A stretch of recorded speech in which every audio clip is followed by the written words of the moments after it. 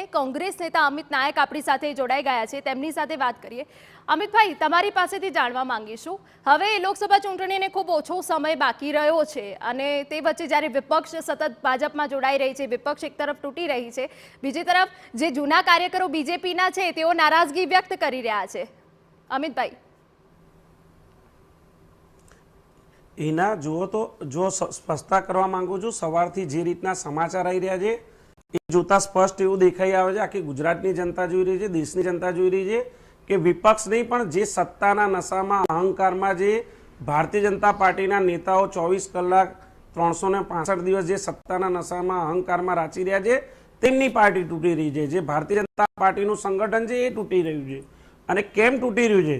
અમે તો કોઈ પણ પ્રકારની સરકારી મશીનરી કે સરકારી તંત્રનો દુરુપયોગ કર્યો નથી। કોઈ પણ પ્રકારના સત્તામાં બેઠેલા ધારાસભ્યને તોડવા માટે અમારી જોડે કોઈ એવી વ્યવસ્થા નથી, અમારી જોડે કોઈ એવું સરકારી પદ લોભ લાલચના પદ નથી કે અમે સત્તામાં બેઠેલા ધારાસભ્યોને લલચાવી ફૂસલાવીને અમારામાં લાવી રહ્યા છે। આ તો જે યાદવાશાળી કહેવાય કે જે અંદરો અંદરની ખેંચતાણ છે। મેં પહેલાં કીધું, જ્યોતિબેન પંડ્યાએ મીડિયાની સામે ખુલીને કીધું, રંજનબેન અત્યારે જુઠ્ઠું બોલી રહ્યા છે કે કેતનભાઈએ અંતરાત્માના અવાજને ધ્યાનમાં રાખીને રાજીનામું આપ્યું છે, પક્ષમાંથી નથી આપ્યું, ધારાસભ્ય પદેથી। તો જ્યોતિબેન પંડ્યાએ કયા કારણોસર રાજીનામું આપ્યું તો આખા મીડિયાની સામે એમણે ખુલીને બોલ્યું છે કે ભાઈ રંજનબેન ભટ્ટની જે ઉમેદવારી નોંધાઈ અને પક્ષે જે રંજનબેનને ત્રીજી વાર ઉમેદવાર તરીકે પસંદ કર્યા, રંજનબેને જે ભ્રષ્ટાચાર કર્યો છે, રંજનબેને વડોદરાના વિકાસની બદલે માત્ર પોતાનો વિકાસ કર્યો છે, રંજનબેને પોતાના મોલ બનાવી દીધા છે। આવા આક્ષેપ સાથે જ્યોતિબેન પંડ્યા જેવા રાષ્ટ્રીય કક્ષાના ભારતીય જનતા પાર્ટીના નેતા જેમણે સ્પષ્ટ આ રીતના આક્ષેપ કરીને પાર્ટીમાંથી રાજીનામું આપ્યું।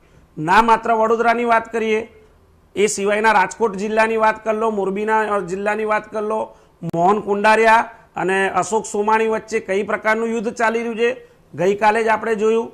ગઈકાલે જ વડોદરા લોકસભામાં આવતો બીજો એક મત વિસ્તાર ડભોઈ, જે શૈલેષભાઈ મહેતાએ કાલે જે પ્રકારની એમની પાર્ટીની મિટિંગમાં જાહેર સભામાં કોંગ્રેસમાંથી ગયેલા સભ્યો પર કટાક્ષ કર્યો, એ બી મીડિયાના વિઝ્યુઅલમાં છે। કયા આધારે ભારતીય જનતા પાર્ટીના પાટીલ સાહેબ, ભૂપેન્દ્રભાઈ અને શીર્ષ નેતૃત્વ કહી દીધું છે કે સતત બીજેપી વિપક્ષના દિગ્ગજ નેતાઓને લઈ રહી છે। આજે પણ ઉત્તર ગુજરાતના દિગ્ગજ નેતા બીજેપીમાં સામેલ થવા જઈ રહ્યા છે। જે રીતે કેતન ઇનામદારે કહ્યું છે કે હું નહીં પરંતુ અનેક કાર્યકરોમાં હજુ પણ નારાજગી છે, તો તમને શું લાગે છે હવે આવનારા સમયમાં અનેક ધારાસભ્યો જે કાર્યકરો છે પોતાની નારાજગી વ્યક્ત કરશે? હિનાબેન, મેં તમને હું ઘણીવાર ટીવી મીડિયામાં બોલી ચૂક્યો છું કે ભારતીય જનતા પાર્ટી હંમેશા કોંગ્રેસ મુક્ત ભારતનું સપનું જોતું હતું। આજે કોંગ્રેસ યુક્ત કમલમ થઈ ગયું છે અને આની ચિંતા ભારતીય જનતા પાર્ટીના પાયાના કાર્યકરોને અંદરથી કોરી ખાઈ રહી છે। જે વસુંધૈવ કુટુંબના નારા આપી રહ્યા છે ભારતીય જનતા પાર્ટીના નેતાઓ, એમને ખબર જ નથી કે મણકાણી માણામાંથી એક એક કરીને દાણા એમના ખસી રહ્યા છે। ભારતીય જનતા પાર્ટીના મૂળ કાર્યકર્તાઓ, જે લોકોએ ભૂતકાળમાં પાર્ટી માટે કાર્યાલયમાં સાફ સફાઈ કરી હોય, ખુરશીઓ પાથરી હોય, જે લોકોએ જાહેર સભામાં પાથરણા પાથર્યા હોય અને જેમને આપણે સામાન્ય કાર્યકર્તા, છેવાડાના કાર્યકર્તા તરીકે ઓળખીએ છીએ, આવા કાર્યકર્તાઓનું મન દુભાયું છે। પાર્ટીના નેતાઓ પોતાની મનમાની કરવા, ચૂંટણીઓ જીતવા માટે, ફક્ત ને ફક્ત ચૂંટણીઓ જીતવા માટે લોકશાહીનું ગળું દબાઈને જે રીતે વિપક્ષને નબળો પાડવા ગયા, હું માનું છું વિપક્ષને નબળો પાડવાની એક કહાવત છે ને કે જે માણસ કાળો ખોદે છે એ જ પોતે એમાં પડે છે, એવી કંઈક પરિસ્થિતિ આજે ભારતીય જનતા પાર્ટીની છે। તેઓ કોંગ્રેસ મુક્તનું સપનું જોતા જોતા એ ભૂલી ગયા કે તેમનું આખું કમલમ કોંગ્રેસ યુક્ત થઈ ગયું છે। કોંગ્રેસના નેતાઓને ચૂંટણી લડ્યા પહેલા લાલ જાજમ પાથરીને સરકારી ગાડીઓ, મંત્રી પદ, કેબિનેટ કક્ષાનો દરજ્જો અને જે ભારતીય જનતા પાર્ટીના મૂળ પાયાના કાર્યકર્તાઓ એને ઠેંગો બતાવવાની જે નીતિ છે પાટીલ સાહેબની। બિલકુલ અમિતભાઈ, અહીંયા એક સવાલ મને એ થાય કે સતત બીજેપી પરિવારવાદનો આક્ષેપ કોંગ્રેસ પર કરે છે, પરંતુ હમણાં સાંસદ રંજન ભટ્ટે પણ નિવેદન આપ્યું છે કે આ પરિવારનો મામલો છે। ધારાસભ્ય શૈલેષ મહેતા સાથે પણ વાત કરવામાં આવી, તેવું પણ એવું કહ્યું કે પરિવારનો મામલો છે, શાંત થઈ જશે, એટલે કે બીજેપીના પરિવારમાં જ અત્યારે ગણગણાટ જોવા મળી રહ્યો છે। એના ક્યારેય પણ જાહેર જીવનનો વ્યક્તિ હોય એની વ્યક્તિગત બાબત ના હોય। રંજનબેન કદાચ ત્રીજી ટર્મમાં લોકસભાના ઉમેદવાર બન્યા છે, રંજનબેન કદાચ પાયાના કાર્યકર્તા નહીં હોય એટલે એમને ખ્યાલ નહીં હોય। જાહેર જીવનનો કોઈ પણ માણસ હોય એની કોઈ પણ બાબત વ્યક્તિગત ના હોય ને એમાં જ્યારે તમે જનમતથી ચૂંટાતા હોય, લોકશાહી દેશમાં ચૂંટણીઓના આધારે તમે જ્યારે જીતતા હોય અને તમે જ્યારે પ્રજાના પ્રતિનિધિ હોય ત્યારે કોઈ પણ બાબત વ્યક્તિગત ના હોય. આપના માધ્યમથી હું રંજનબેનને અને ભાજપના જે નેતૃત્વ છે એને સ્પષ્ટતા કરવા માંગુ છું. બીજી બાબત, કયા પરિવારવાદની વાત કરે છે આ લોકો? કયા પરિવારવાદની? જે અમિતભાઈ શાહનો દીકરો જય શાહ, જેને ક્રિકેટ સાથે નાવા નીચવાનો સંબંધ નથી, એને બીસીસીઆઈના કમાઉ દીકરા તરીકે પોતાના કમાઉ દીકરાને સેટ કરી દીધા છે. અને પંકજા મુંડે, ગોપીનાથ મુંડે, આ બધા કયા ઉદાહરણો છે? કઈ રીતે વાત કરે છે? વસુંધરા રાજેનો દીકરો દુષ્યંતસિંહને સાંસદ કોણે બનાવ્યો? કોણે રાજનાથસિંહના છોકરાને ધારાસભ્ય બનાવ્યો? પરિવારવાદની વાત કરો છો. યેદિયુરપ્પાના છોકરાને કર્ણાટકમાં ચૂંટણી હાર્યા બાદ કેમ પ્રદેશ પ્રમુખ બનાવવા પડ્યા? પરિવારવાદની વાત કરનારા મોદીજીને અમિત શાહ ક્યાંક આકાશમાં થૂકેલું પોતાના ચહેરા પર આવતું હોય એ રીતના સ્ટેટમેન્ટ આપી રહ્યા છે. આ એમણે યાદ રાખવું જોઈએ. બિલકુલ બિલકુલ બિલકુલ અમિતભાઈ, તમારો આભાર, તમે જોડાયા તે બદલ. તો જે રીતે અલગ અલગ પ્રતિક્રિયા હાલ તો સામે આવી રહી છે અને જે રીતે ભાજપના ધારાસભ્ય કેતન ઇનામદારે રાજીનામું આપ્યું છે, પરંતુ વિધાનસભા અધ્યક્ષ દ્વારા રાજીનામું હજુ સુધી સ્વીકારવામાં નથી આવ્યું.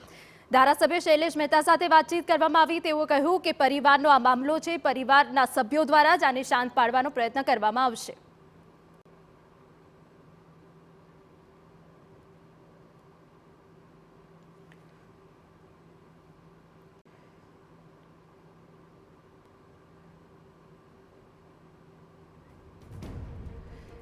સમાચાર મળી રહ્યા છે કે જ્યાં કેતન ઇનામદાર બાદ સાવલીમાં વધુ એક રાજીનામું પડ્યું છે. જી હા, સાવલી તાલુકા પંચાયતના ઉપપ્રમુખ વાલજીભાઈ રબારીએ રાજીનામું ધર્યું હોવાની વિગત છે.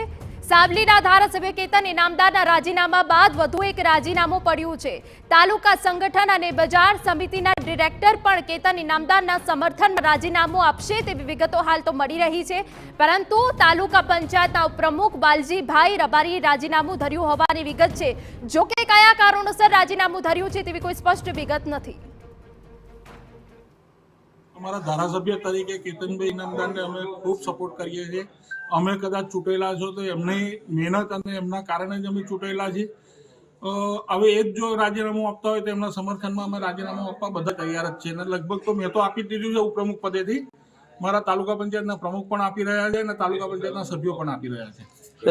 તાલુકામાંથી કેટલા હોદ્દેદારો અને નેતાઓના અને આગેવાનોના રાજીનામા આ મુદ્દે પડે એમ છે? મારી પાસે અત્યારે જે માહિતી છે એમાંથી યુવા મોરચાના મહામંત્રી, બક્ષીપંચ મોરચાના મહામંત્રી, બધા ઘણા લોકોએ અત્યારે સોશિયલ મીડિયા ઉપર કેતન ઇનામદાર ગ્રુપ છે એમાં લગભગ રાજીનામા લોકોએ લખવા માંડ્યા.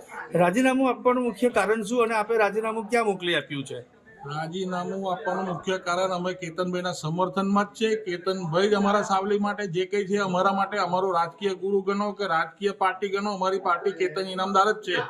એટલે અમે કેતનભાઈના સમર્થનમાં રાજીનામું આપી રહ્યા છીએ. કોને રાજીનામું આપે મોકલ્યું છે? અમે મોકલવા જઈ રહ્યા છે. જો તાલુકા વિકાસ અધિકારીને જ આપવાનું છે ને અમારે તો.